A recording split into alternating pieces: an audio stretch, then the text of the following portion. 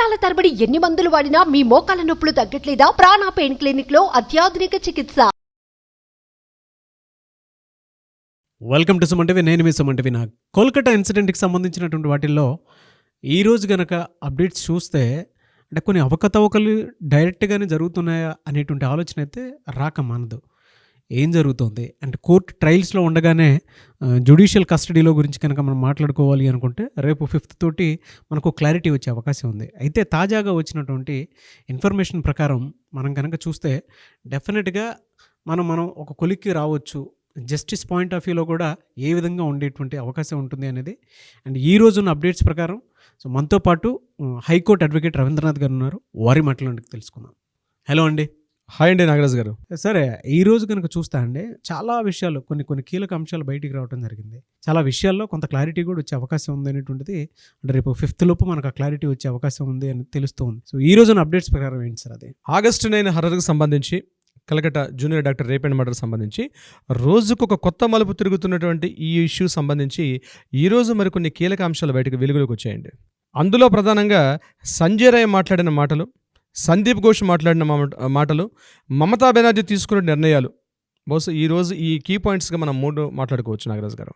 ముఖ్యంగా ఏదైతే విక్టిమ్ అక్కడ చనిపోయారో మార్నింగ్ మనం ఏదైతే మనకి అటాప్సీ రిపోర్ట్ ప్రకారం వచ్చినటువంటి టైం ఏదైతే ఉందో మార్నింగ్ అరౌండ్ 4:10-15 to 4:30 మధ్యలో తను చనిపోయారని చెప్పి అటాప్సీ రిపోర్ట్ వచ్చింది. అటాప్సీ రిపోర్ట్లో ఏం చెప్తున్నారంటే తన ఒంటి మీద 25కు పైగా గాయాలున్నాయని, అదే అన్ని చోట్ల లోపల ఇంటర్నల్ అంటే తన లంగ్స్లో కూడా రక్తం గట్టిగా వెళ్ళిందని, మెడ నరాలు ఉబ్బిపోయాయని, ఇట్లా మనం అన్ని కూడా అటాప్సీ రిపోర్ట్ గురించి మనం చర్చించుకోవడం జరిగింది. కళ్ళలోంచి రక్తం వచ్చింది, అట్లాగే తన పూర్తిగా దేహం మొత్తం కూడా టాప్ టు టార్ వరకు పూర్తిగా ఇంజురీస్ అయ్యాయి. అయితే ఇక్కడ సంజయ్ రాయ్ మాట్లాడిన మాటలో ఏం చెప్తున్నాడంటే నేను ఈ మర్డర్ చేయలేదు. నిన్న మాట్లాడిన మాటలు నేను చెప్తున్నాను. సంజయ్ రాయ్ ఏం చెప్పంటే నేను నీ మర్డర్ చేయలేదు, నేను వెళ్ళేసరికి మార్నింగ్ అక్కడ ఆ బాడీ అక్కడే ఉంది, అది నీల రంగు కవర్లో చుట్టూ ఉంది, నేను వెళ్తుంటే అక్కడ నేను ఆ కాళ్ళకి తగులుకొని పడిపోయింది, నా బ్లూటూత్ పడిపోయింది, నేను వెంటనే ఏం చేయాలో అర్థం కాక నేను అక్కడి నుంచి పారిపోయానని నేను చెప్పడం జరిగింది ఇన్ ఫ్రంట్ ఆఫ్ కవితా సర్కార్, తన లాయర్ అయినటువంటి కవితా సర్కార్ దగ్గర తను మాట్లాడిన మాటల్లో. అయితే ఈరోజు సిబిఐ వాళ్ళు ఇంటరాగేట్ చేసినప్పుడు క్వశ్చన్స్ ఇచ్చేటప్పుడు 3 రకాల క్వశ్చన్స్ ఇవ్వడం జరిగింది. అతని యొక్క అకాడమిక్ స్టడీస్, ఇంతకుముందు అతను ఏం చదువుకున్నాడు, ఎక్కడున్నాడు, అతను స్టడీ చేస్తూ ఈ సంఘటనకి సంబంధించి మాట్లాడిన మాటలు, సంజయ్ ఘోష్ చెప్పిన మాట్లాడిన మాటలు, అక్కడ డెడ్ బాడీ మీద ఉన్నటువంటి ఆ గుర్తులకు సంబంధించి మాట్లాడినప్పుడు నిజంగానే కొంతవరకు అనుమానాస్పదంగా ఉన్నాయి. ఎందుకంటే ఒక మనిషి చేతిలో ఎటువంటి ఆయుధం లేకుండా, ఎటువంటి పరికరం లేకుండా ఒక బాడీ మీద 25 రకాల గాయాలు చేయడం సాధ్యమా అన్న కోణంలో ఇప్పుడు మరలా చర్చ జరుగుతుంది. ఇది కాకుండా అంత పాశవికంగా, అంత భయానకంగా, అంత జుగుప్సాకరంగా చేయడం అనేది ఏదో క్రిమినల్ ఇంటెన్సిటీ ఉంటే తప్పించి అట్లా చేయలేరు. ఏదో నిజంగా తను ఒక ఉమనైజర్ కావచ్చు సంజయ్ రాయ్. నేను వెనకేసుకొని రావడం లేదు నాగరాజు గారు. జరిగిన సంఘటనని సిబిఐ వాళ్ళు ఏ కోణంలో ఆలోచిస్తున్నారని చెప్పడమే నా ఉద్దేశం. ఏ కోణంలో ఇన్ఫర్మేషన్స్ కూడా రిలీజ్ చేస్తున్నారనేది అంతే. ఇక్కడ నా అభిప్రాయం కాదండి ఇదంతా కూడా. ఎందుకంటే అక్కడ జరిగిన దృశ్యాన్ని చూస్తుంటే ఎలా ఉందంటే వితౌట్ ఎనీ ఒక ఇన్స్ట్రుమెంట్, ఒక ఆయుధం లేకుండా ఒక వ్యక్తిని అంత గట్టిగా గాయపరచవచ్చా?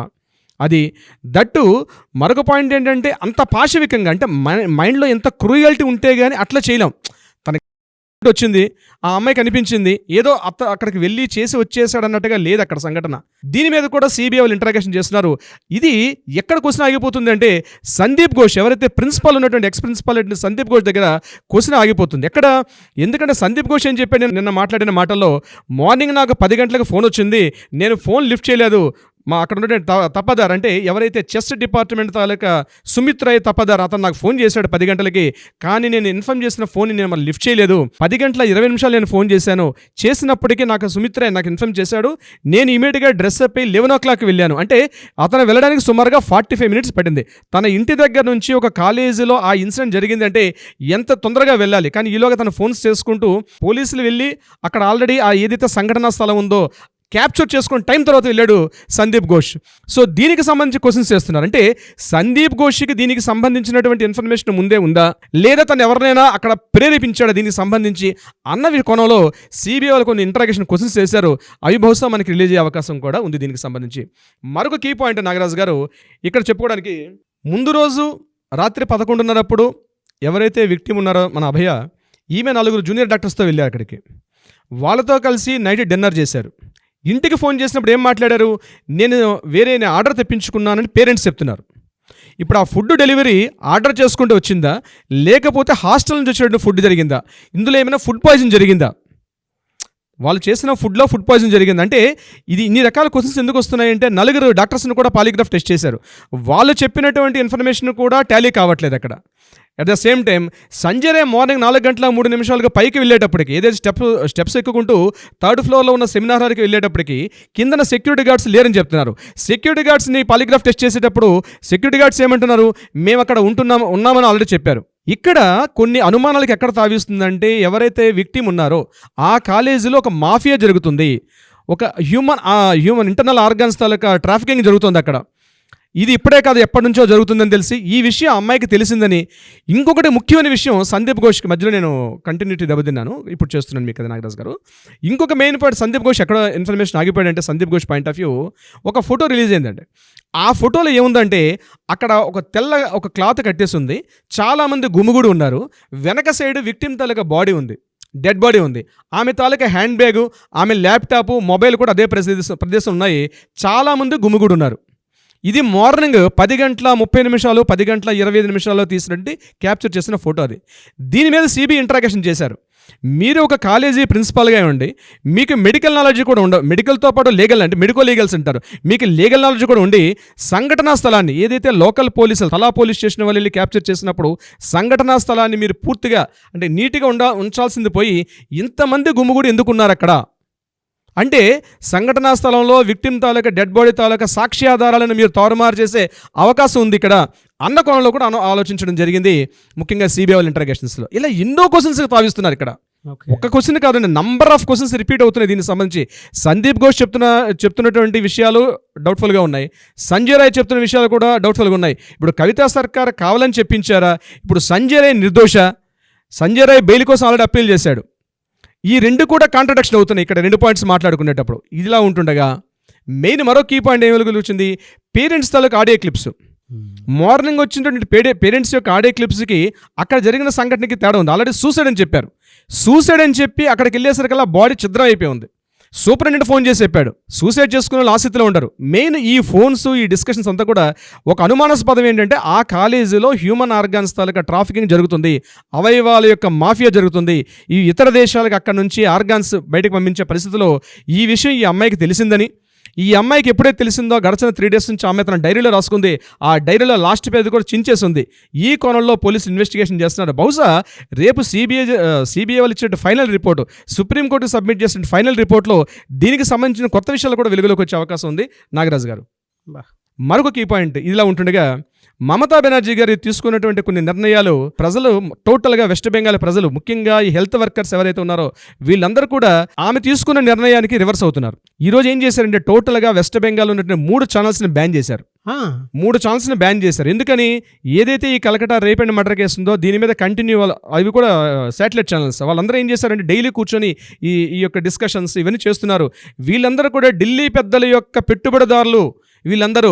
కాబట్టి మా తృణమూల కాంగ్రెస్ పార్టీ నుంచి ఎవరు కూడా ఆ మీటింగ్కి వెళ్ళొద్దని చెప్పి ఆవిడ ఒక స్టేట్మెంట్ రిలీజ్ చేశారు, ఒక ప్రెస్ నోట్ కూడా రిలీజ్ చేశారు. టోటల్ వెస్ట్ బెంగాల్లో ఎవరు కూడా ఆ మీడియా ఛానల్స్కి వెళ్ళొద్దు, తృణమూల కాంగ్రెస్ పార్టీ తరఫున ఎవరు వెళ్ళొద్దు. అదేవిధంగా ఏదైతే ఈ ట్రైనింగ్ డాక్టర్స్ సంబంధించిన న్యూస్ అప్డేట్స్ అయితే ఏదైతే ఇస్తున్నారో మీ మీద మేము అజమాయిషీ చేస్తాం, మీరు కంట్రోల్ చేయకపోతే మిమ్మల్ని టోటల్గా బ్యాన్ చేస్తాం, మీ ఛానల్స్ తాలూకా లైసెన్స్ రద్దు చేస్తాం అని చెప్పి మమతా బెనర్జీ గారు ఈరోజు ఒక హుకుం జారీ చేశారు. మరి దారుణం కదండి ఇదే. 4th ఎస్టేట్ అయినటువంటి మీడియా మీద ఇలాంటి జులుం చూపించడం అనేది చాలా దారుణమైనటువంటి అంశం ఇది. మీడియాని గొంతు నొక్కేస్తే నిజాలు ఆగిపోతాయా నాగరాజ్ గారు? ఎప్పుడైనా 4th ఎస్టేట్, ఇప్పుడు కూడా ప్రజాస్వామ్య ప్రభుత్వంలో 4th ఎస్టేట్ ఆల్వేజ్ 4th ఎస్టేటే. మీడియాని ఈరోజు మీడియా ఉండబట్టే ఇంత న్యూస్లు బయటకు వస్తున్నాయి. మీడియా గొంతు నొక్కేస్తే ఇవి కూడా రాకుండా పోతాయి మనకి. అవును. అదేవిధంగా వెస్ట్ బెంగాల్లో యథావిధిగానే రాస్తారోకులు, ధర్నాలు, హర్తాళ్ళు, స్ట్రైకులు, హెల్త్ వర్కర్స్ టోటల్గా వాళ్ళ డ్యూటీస్ని విడిచిపెట్టి టోటల్గా రోడ్ల మీద బయట ఇస్తున్నారు. సుమారుగా ఇప్పటికి ఒక 22 days నుంచి వాళ్ళు ఉన్నారు. జస్టిస్ ఫర్ అభయ్ అని చెప్పి ఏదైతే రాస్తారోకులు ధర్నాలు చేస్తున్నారో అవి కంటిన్యూ అవుతున్నాయి. ఒక విధంగా చెప్పాలంటే మమతా బెనర్జీ గారు అష్టదిగ్బంధంలో ఉన్నారు. ఆవిడ ఇటు పాలు పోవట్లేదు, అందుకే బ్లేమ్ గేమ్కి వెళ్ళిపోతున్నారు. ఆల్రెడీ మొదలు పెట్టారు ఈ బ్లేమ్ గేమ్ కూడా. ఇది ఎక్కడి వరకన్నా వెళ్ళే అవకాశం ఉంది. మమత ఇక్కడ ఏంటంటే సెంట్రల్ గవర్నమెంట్ మోడీ ప్రభుత్వం కూడా ప్రతిరోజు జరుగుతున్న సంఘటనలు చూస్తున్నారు.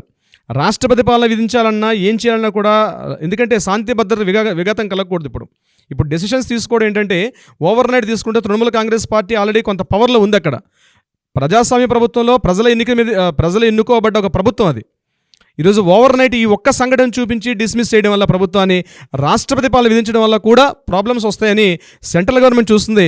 బహుశా ఏదైనా రాత్రి జరిగే మార్పులు అయితే 100% ఉంటాయి నాగరాజు గారు దీనికి సంబంధించి. అదేలేండి, కీలకంగా ప్రశ్నిస్తూ ఉన్నారు, కీలకంగా అబ్జర్వ్ చేస్తూ ఉన్నారు. అండ్ కీలకంగానే దీనికి సంబంధించినటువంటి వాటిలో ఎలాంటి నిర్ణయం తీసుకుంటే బాగుంటుంది అనుకున్నటువంటి ఆలోచనలు కూడా ఉన్నాయి. కోర్టు ట్రయల్స్ అయితే నడుస్తూ ఉన్నాయి. దీనికి సంబంధించింది అయితే ఒక 2 daysలో మనకి ఏదైనా సరే ఒక ఖచ్చితమైన మరొక కీలకమైనటువంటి ఇన్ఫర్మేషన్ బయటకు వచ్చింది నాగరాజు గారు. సందీప్ ఘోష్ గారి యొక్క మిసెస్, ఆవిడ కూడా డాక్టరే, ఆవిడని కూడా మాట్లాడడం జరిగింది. అవి చాలా సీక్రెట్స్గా పెట్టారు. వీళ్ళ మదర్ క్రూయల్టీ అని పక్కన నైబర్స్ అందరూ కూడా చెప్పడం జరిగింది.